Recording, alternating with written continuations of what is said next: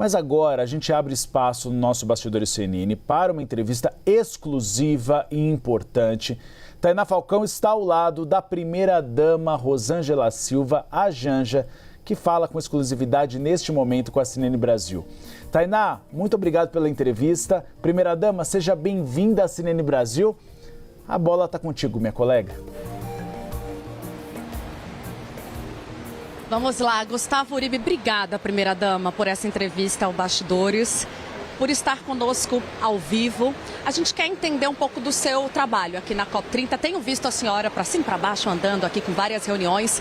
A primeira-dama, Uribe, ela é enviada especial para mulheres da COP30, então tem tratado desses temas correlatos. Como que as mulheres podem influenciar nessas pautas climáticas, como que elas podem ter um papel mais fundamental nas questões decisivas em relação ao meio ambiente.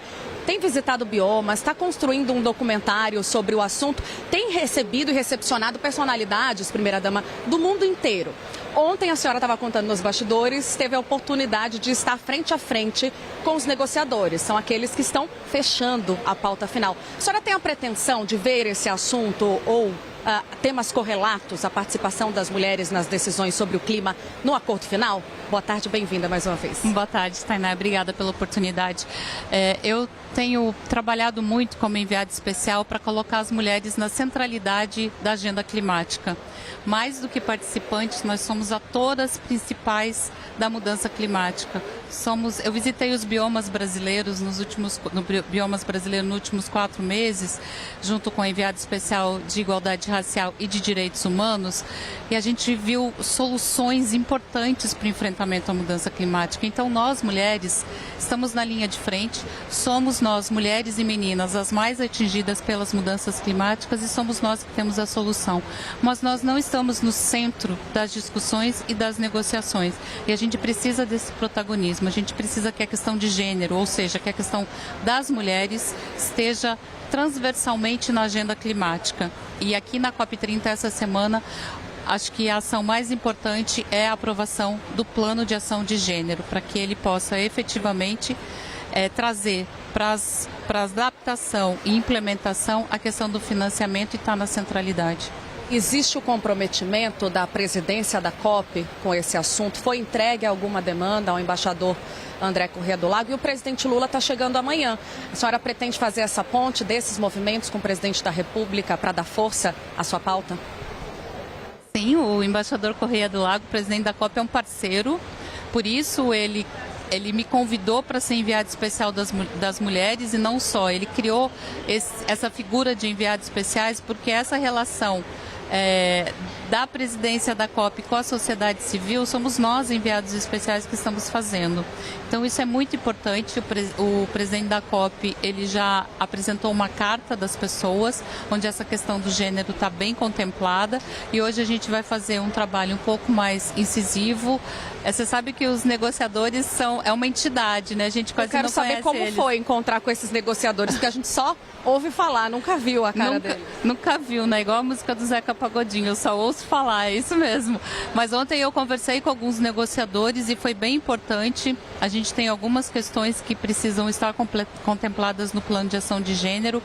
Você sabe que a negociação é sempre por consenso, mas a gente tem trabalhado, eu tenho muito orgulho de que a nossa negociadora é uma mulher, a embaixadora Lilian, e a gente tem uma série de outras negociadoras trabalhando nessa questão, então eu acho que a gente vai ter um resultado muito bom. Hoje e amanhã são dias decisivos. Amanhã o presidente Lula está aqui, vai conversar com os ministros e a questão do plano de ação e gênero com certeza vai estar na pauta do presidente para conversar com os ministros. Então tem esse comprometimento do presidente Lula também levar adiante essa pauta nas negociações, porque a gente tem informação que ele vai sentar com alguns blocos de países.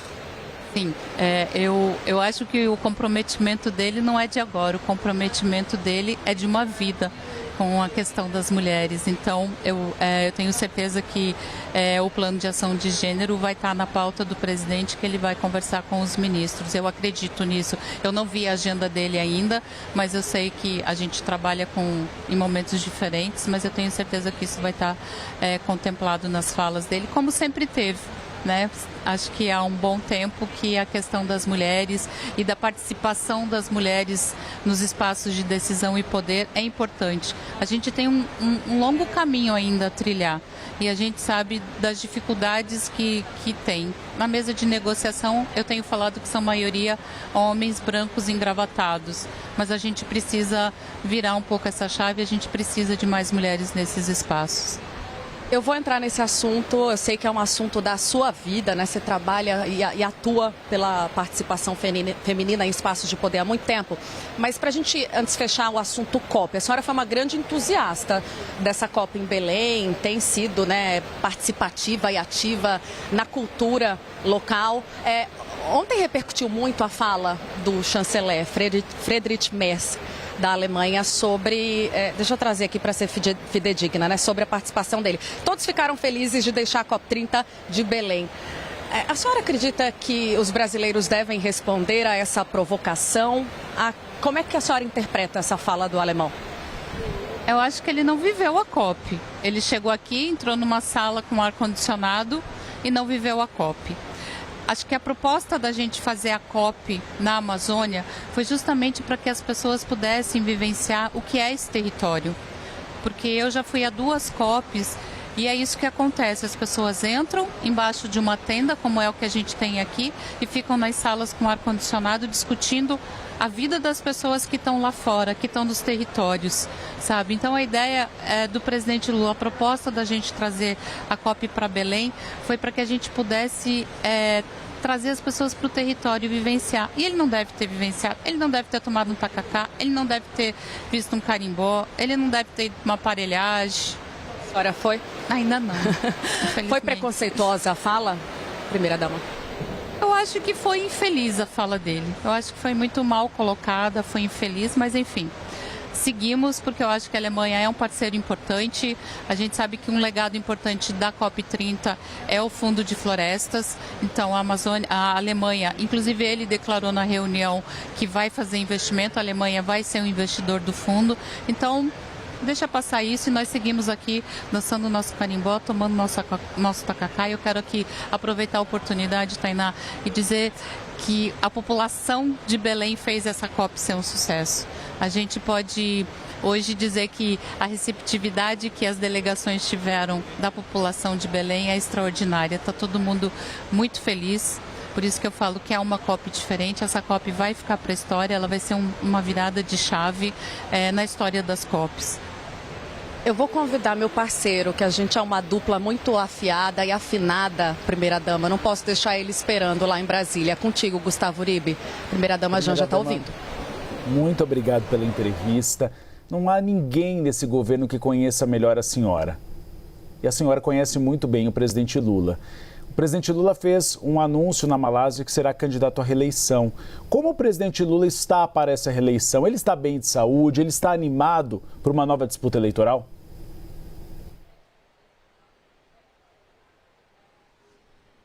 Olha, ele disse, até ele comentou que ele não deveria ter feito aquela fala lá naquele momento porque ele não tem voto na Malásia, né? Mas eu posso assegurar que a decisão que ele tomar, eu vou acompanhá-lo como sempre acompanhei desde que estou ao lado dele, e eu acho que ele está forte, né, gente? Todo mundo acompanha aí. Hoje eu liguei cedo para ele, a gente sempre se fala. Ele acorda normalmente 10:45 e eu falei com ele. Ele já estava indo para a academia e depois vinha para o Tocantins. Ele está no Tocantins agora, inaugurando uma ponte importante que liga aqui ao Pará. E ele está forte, gente. Então vamos seguir, vamos ver o que vai acontecer ano que vem. Eu só posso garantir que eu vou estar ao lado dele no que ele decidir. A senhora já tem tido um papel de atuação no governo paralelo em relação às comunidades evangélicas. A gente tem visto sua entrada, sua participação. A senhora pretende ter uma atuação com algum nicho específico? Claro, a gente imagina que mulheres, né? Mas qual será a participação da primeira-dama numa eventual próxima campanha do presidente Lula? Eu ainda não pensei sobre isso. Eu acho que eu sigo do mesmo jeito, desde que o presidente assumiu, eu sigo trabalhando naquelas pautas que me são caras de muito tempo, de décadas do meu trabalho, que é a questão da segurança alimentar, combate à pobreza, sabe, equidade de gênero, que para mim é uma coisa muito importante. Eu acho que eu sempre falo que o lugar que eu tô é um lugar de fala importante, que a minha voz pode reverberar e talvez tocar corações e mentes e transformar corações e mentes. Eu acho que isso que é o mais importante, e se eu puder contribuir na campanha com alguma coisa, eu vou usar a minha voz para falar com as mulheres do Brasil. A senhora tem incentivado maior participação feminina, acabou de dizer isso em espaços de poder.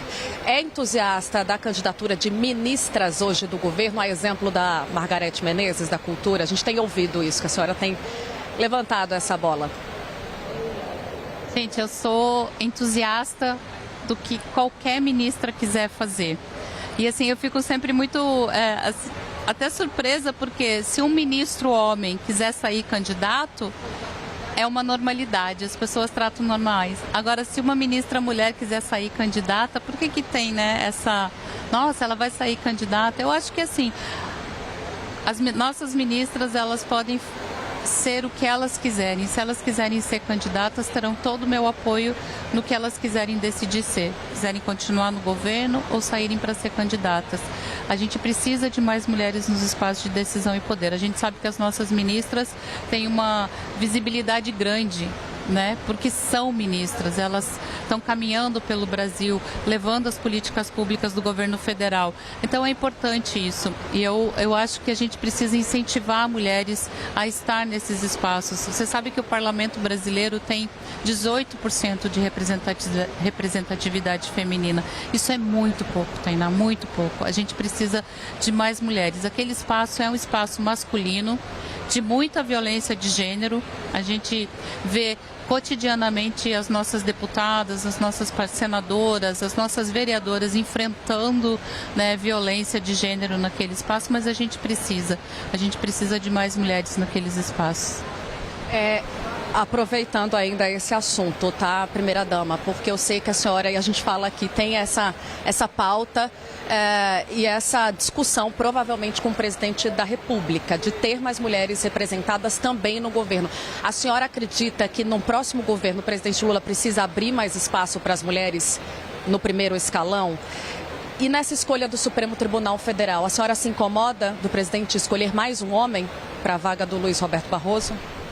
Gente, eu sempre quero mais mulheres, mas eu preciso respeitar a decisão de um presidente da República. Uma escolha nunca a escolha final é dele, mas ela traz consigo muitas coisas, né? Então a gente precisa entender o momento político, sabe, o futuro político do país. Então, por isso que eu falo, a gente precisa se colocar de uma forma que a gente possa ter mulheres ali para que elas possam ser escolhidas. Não é fácil, não é simples. A gente tem mulheres hoje que ainda estão chegando, estão saindo das faculdades. A gente sabe que o processo de cotas foi importante, que os concursos foram importantes. A gente tem mulheres negras chegando.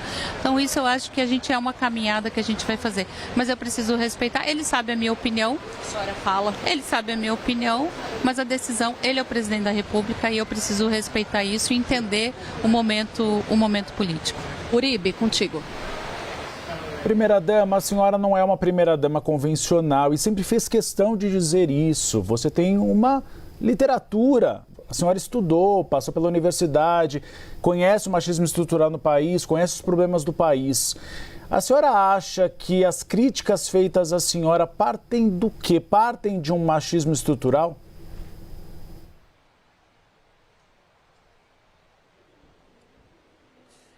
Certamente. Eu acho que eu sei, quando eu decidi que eu não cabia numa caixinha, que uma caixinha que sempre querem colocar uma primeira-dama, não é uma caixinha que eu cabia. O mundo é grande demais para uma caixinha, né? Acho que a minha visão de mundo é muito mais ampla do que aquela caixinha. Então eu segui fazendo o que eu fazia, né? E eu sempre tive total apoio do meu marido para isso. Ele sempre disse: você vai fazer o que você achar que você tem que fazer. Eu sempre tive apoio para ele e as críticas que vêm é disso que a gente vive o dia a dia, que eu vivo, que você vive, que a presidenta do México viveu, entendeu? Então, sim, o machismo que está na nossa sociedade ajuda. Eu só fico triste, Tainá, e eu vou aproveitar para falar assim, quando algumas críticas, sabe, mais pesadas, eu posso até usar esse termo, vem de mulheres. Por exemplo, primeira dama. Vem de mulheres. Não vou citar exemplos, Tainá, acho que não cabe aqui, mas assim, vem de mulheres, porque elas são que também sofrem a mesma coisa que eu sofro. E daí quando vem de uma mulher, isso me deixa triste, mas eu sigo. Esse trabalho que eu fiz agora para a COP30 dos biomas me mostrou que o mundo feminino é muito grande. Eu sempre tenho uma frase que diz que o futuro é ancestral e eu sempre complemento que o futuro é ancestral e é feminino também. Porque eu vi muitas mulheres fortes, potentes, sabe, liderando projetos nos seus territórios. E é isso que me fortalece. Então, as críticas que eu posso receber, ok, crítica é sempre bem-vinda, a gente reflete sobre elas. Mas os ataques que acontecem, eu acho que a sociedade precisa repensar um pouco. A gente está aqui repensando o clima, repensando o planeta, mas a gente precisa repensar a própria humanidade, a nossa convivência enquanto pessoas, enquanto humanos, sabe? É isso. Primeira-dama, tem um outro assunto correlato com o COP também, que foi muito comentado, que foi em relação às ausências do presidente Trump, presidentes do BRICS, do Mercosul. A senhora acompanhou essas tratativas, o presidente Lula fazendo esses convites? Foi uma decepção, de alguma forma, para o Brasil não ter esses representantes? Ou já era esperado no caso do Donald Trump, porque tem essa postura antagônica? Eu acho que a gente precisa medir a COP não pela presença, mas pelo resultado que a gente vai ter daqui a 2 dias da mesa de negociação e de tudo o que aconteceu aqui com a participação dos movimentos sociais. A gente tem uma característica, o Brasil, dessa participação social. Isso é muito importante. Então a gente precisa medir essa COP por isso. E já por isso ela já é um sucesso. Então eu acho que isso... Não incomoda essas ausências? Não incomoda. Para mim não incomoda, não sei. Eu acho que, de modo geral, óbvio que esses países fazem um pouco de falta na mesa de negociação, mas a negociação segue.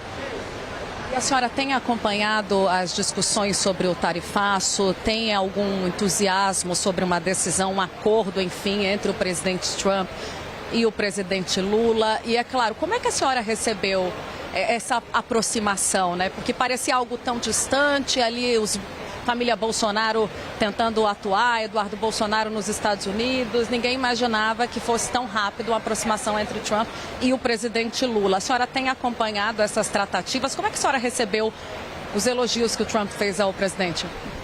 Não, Tainá, apesar, acho que no imaginário das pessoas é que eu fico sentada do lado dele 24 horas por dia acompanhando tudo. Isso não acontece porque eu tenho o meu trabalho, né? Então não acontece isso.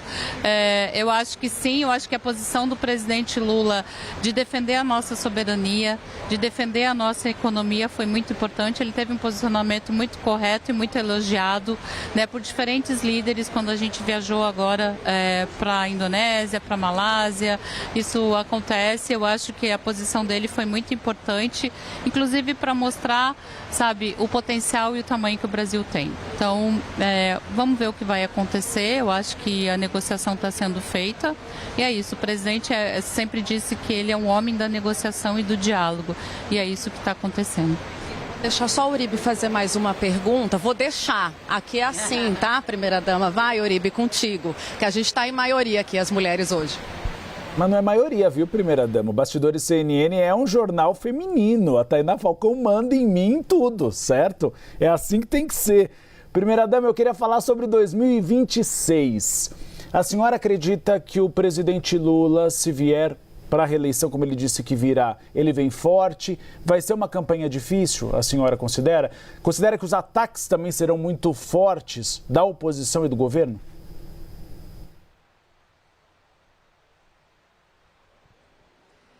Gente, eu só posso te responder que ele vem forte, né? A gente tem um governo forte e se ele for candidato, que ele não decidiu ainda, óbvio, ele vem forte. A gente traz a reconstrução do Brasil. A gente estava falando um pouquinho aqui antes de começar.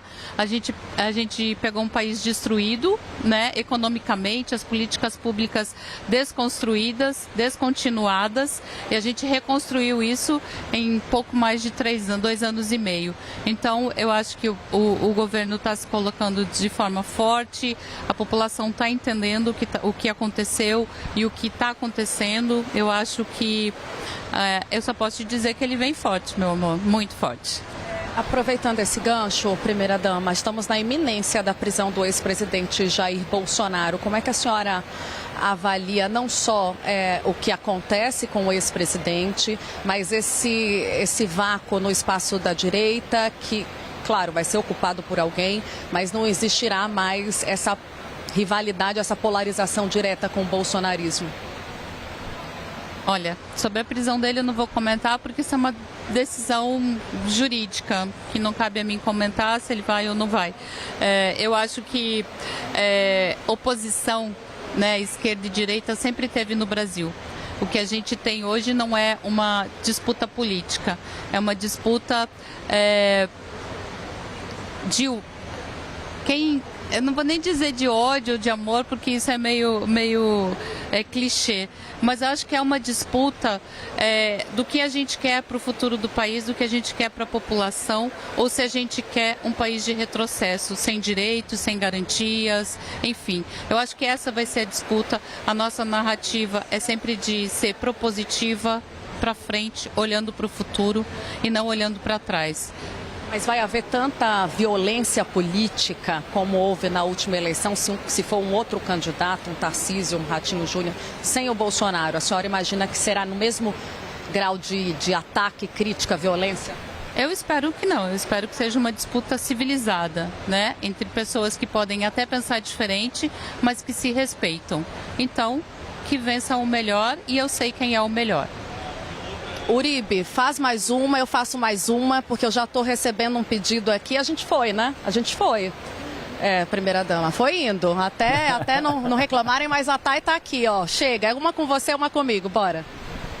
Gostaria que a senhora, primeira-dama, analisasse um pouco também a candidatura de Lula um pouquinho mais e se a senhora acredita que nessa próxima candidatura, caso ele seja candidato, a senhora já ressaltou isso, o presidente Lula precisa olhar um pouco mais para a pauta feminina, ter propostas um pouco mais assertivas sobre o papel das mulheres na sociedade. Deixa eu contar um negócio para vocês. Você sabe que quase todas as políticas públicas, desde o Minha Casa Minha Vida até acesso a crédito rural, todas são preferencialmente voltadas para mulheres. Então, dizer para ele olhar mais para as mulheres, ele já olha. Eu posso citar aqui uma infinidade de acesso a benefícios, a crédito voltado para mulheres. Então, isso ele já faz. O que a gente pode fazer é ampliar. E temos que ampliar. Podemos espaços ampliar. No primeiro escalão. Colocação de nome de mulheres no espaço no primeiro escalão é uma decisão do presidente. A gente sempre vai respeitar. A sociedade pode, os partidos podem apresentar nomes, né? Você sabe que governar não se governa sozinho, é um governo de coalizão de diferentes partidos que fomos apoiadores e fizemos coalizão na campanha. Então, eu acho que é importante também, se cobra muito do presidente, mas é importante que os países da frente de apoio ao governo também apresentem mulheres para esses espaços. Porque quando se coloca, tal partido, né, vai ficar com tal ministério, nunca se apresenta mulheres, é muito difícil. Então é importante também que se cobre dos outros partidos isso, né, que estão na frente de coalizão do governo para que apresente mulheres. Para a gente encerrar, primeira-dama, sempre existe uma dúvida e há pesquisas com seu nome para uma eventual candidatura. A senhora é entusiasta de entrar na política? Agora em 2026 não daria, né? Mais adiante. Não, sinceramente, Tainá, eu acho mesmo. Eu tava falando pra você, eu não gosto nem muito de dar entrevista, eu fico nervosa, não é do meu. É o primeiro ao vivo da primeira dama. É o primeiro ao vivo. Eu sou uma pessoa muito de bastidor, sempre na minha carreira profissional, sempre foi assim. Era difícil eu pegar no microfone para falar. Eu podia fazer uma reunião com 100 agricultores, mas numa roda de conversa, mais tranquila, sem um microfone na mão. Eu estou me acostumando ainda a isso, não é um papel fácil, uma função fácil. E eu acho que eu quero, depois que se tudo der certo, né? Eu quero também viver um pouco a minha vida com meu marido, né? A gente casou e já caiu numa campanha presidencial. A gente casou em maio, a campanha começou em agosto. A gente não teve nem lua de mel. Eu ainda quero, mesmo que seja daqui a 5 anos, ter uma lua de mel com meu marido. Apesar da gente viver numa lua de mel diária, né? E não é à toa que eu nem consigo, não sei se vocês já perceberam, eu nem consigo chamar ele pelo nome Lula. Eu chamo ele sempre só de amor. E é assim que segue a nossa vida. E ele está chegando amanhã.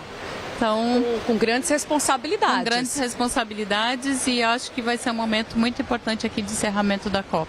Rapidamente, como é que a senhora enxerga essa discussão hoje sobre segurança pública com o PL antifacção sendo discutido na Câmara dos Deputados? Tainá, vou te dizer que eu nem estou acompanhando isso, porque eu estou há 15 dias concentrada aqui na COP, então não vou conseguir te responder isso. Eu estaria sendo, né, irresponsável de responder realmente por um processo que eu não estou acompanhando nesse momento. Então, eu acho que a equipe do presidente, o ministro da Justiça, o ministro Lewandowski, que tem total confiança do presidente Lula para conduzir esse processo, está conduzindo, junto com a ministra Gleice. Eu espero que a gente chegue no melhor resultado, porque a gente possa garantir mais segurança, principalmente às mulheres da periferia do nosso país.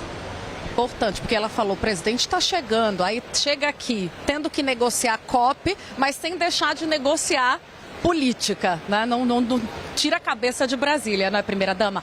Muito obrigada pela conversa. Foi uma conversa muito proveitosa para esclarecer vários assuntos e, claro, né, trazer essa atenção a esse tema tão relevante que é a participação das mulheres na COP30, nas ações relacionadas ao clima e ao meio ambiente.